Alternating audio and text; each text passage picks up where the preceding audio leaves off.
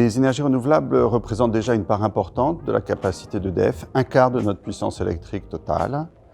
Et EDF représente un acteur important du marché des renouvelables, puisque nous sommes déjà le leader dans l'Union européenne et a fortiori en France, et un grand acteur dans le monde. Au-delà de cette position actuelle, nous nous sommes fixé un objectif qui est de doubler notre capacité entre 2015 et 2030 pour la porter à 50 000 MW. C'est sur cette trajectoire que nous sommes aujourd'hui. Pour réussir la transition énergétique, pour réussir la lutte contre le changement climatique, il est essentiel d'apporter les énergies décarbonées, nucléaires et renouvelables, en substitution des énergies fossiles vers de nouveaux usages. Je pense en particulier à la mobilité, à l'industrie et au bâtiment. Parfois, ça prendra la forme simplement d'électricité, parfois ça prendra d'autres formes comme l'hydrogène. Le stockage joue là un rôle important et EDF y contribue d'abord avec l'hydraulique, qui est un outil formidable de stockage de l'électricité, mais aussi d'autres formes. Il y a des batteries, les batteries prennent une part croissante et nous développons de plus en plus de projets couplant solaire, éolien et batterie, notamment aux États-Unis. Il y a le solaire à concentration, nous avons de grands projets, ça dépend des latitudes, mais nous avons un grand projet au Maroc en ce moment.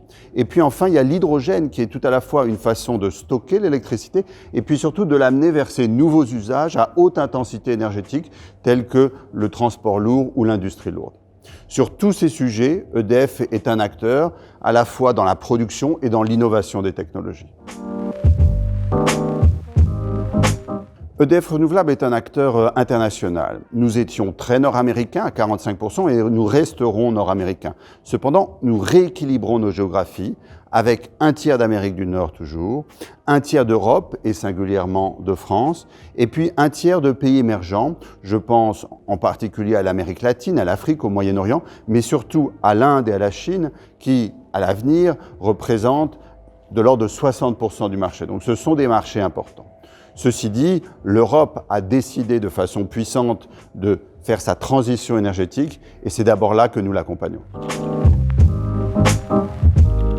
EDF est un acteur industriel majeur, l'un des premiers investisseurs en France dans l'ensemble de ses moyens de production et les renouvelables n'échappent pas à la règle.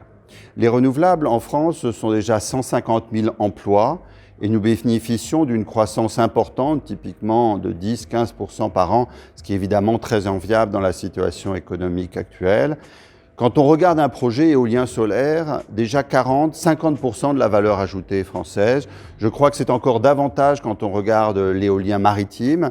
Et la semaine passée, j'avais le plaisir de recevoir à Saint-Nazaire, donc en Loire-Atlantique, la première nacelle éolienne maritime produite en France pour la France. C'était un grand moment.